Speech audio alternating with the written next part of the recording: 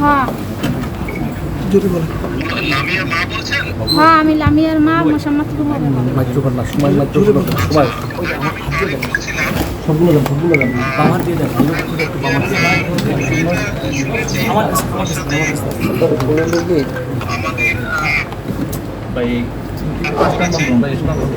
আমরা দলের পক্ষ থেকে এই কেসটা পরিচালনা করব, যারা অন্যায় করেছে তাদের বিরুদ্ধে আমরা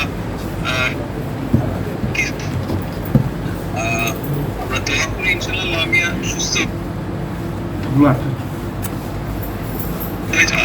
আপনার পাশে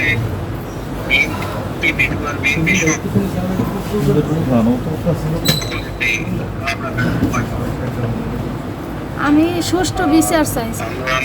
ডাক্তার যারা আছে, যারা ওখানে হসপিটালে তো দেখছিল, আমি ওনাদেরকে আমরা লামিয়াকে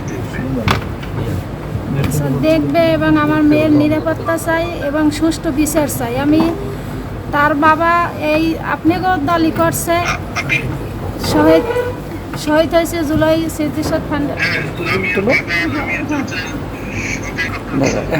অনেকবার যাই আটকা পড়েও, কিন্তু লাস্টে এবার আটকা পড়লো না, তারপরও তার ফেরান গেলাম।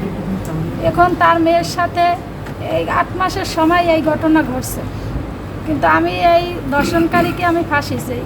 কারণ আমি সুষ্ঠু বিচার না পাইলে আমার এখনও এই 3 সন্তান আমরা কিভাবে বাঁচবো?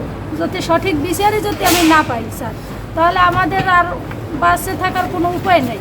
কারণ আমাদের দুঃখে দুঃখে মরার সামনে একেবারে মরে যাওয়াই ভালো। কারণ আমাদের মেয়ের সাথে আজকে এই মেয়ের সাথে হয়েছে, কালকে ছোটো মেয়ে আছে, ছোটো মেয়ের সাথে হবে, এভাবে ধর্ষণকারী বেড়ে যাবে। যদি সুষ্ঠু বিচার না হয় তাহলে কি হবে? আর একটা কথা, আমার মেয়ে নিয়ে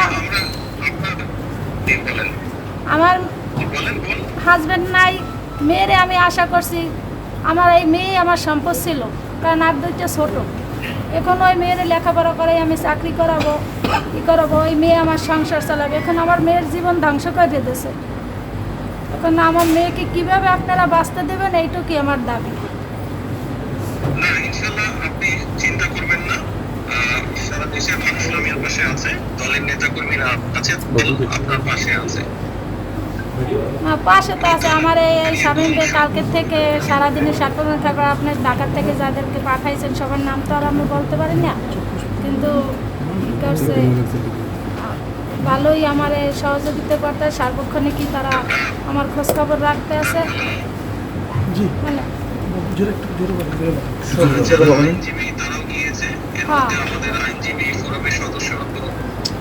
সবাই আছে। এখন আমার পাশে যেন এইভাবে থাকে, এভাবে যেন আমার মেয়ের আমি সুষ্ঠু বিচার পাই। কারণ আমি এই 24 ঘন্টার ভিতরে একজন ধরা পড়ছে, আর একজন আমি ধরে যেন একে শাস্তি এবং শাস্তিপ্রাপ্ত দিয়ে আমার মেয়ের যেন সঠিক, আমার বাবা তার বাবার আত্মাও যেন শান্তি পায়। কারণ তার বাবা 8 মাস গত হয়েছে, তার মেয়ের সাথে তার বাবা আত্মা যেন শান্তি পেয়ে। তার মেয়ের সাথে এই ঘটনা কেন ঘটলো? আর আমার টেনশন করবেন না, আমরা আছি আপনার সাথে। আমরা অবশ্যই লামিয়ার সাথে যে অন্যায় হয়েছে সেটার বিচার, যত ন্যায্য বিচার না হবে, আমরা আপনার পাশে আছি।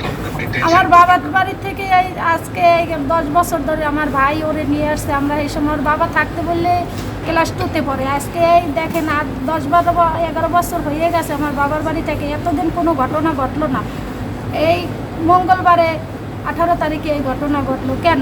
কিসের জন্য ঘটলো? দেশের জন্য প্রাণ দিল। এই দেশের মানুষই যদি এভাবে তার প্রতিদান দেয়, তাহলে আমি কি নিয়ে বাঁচবো?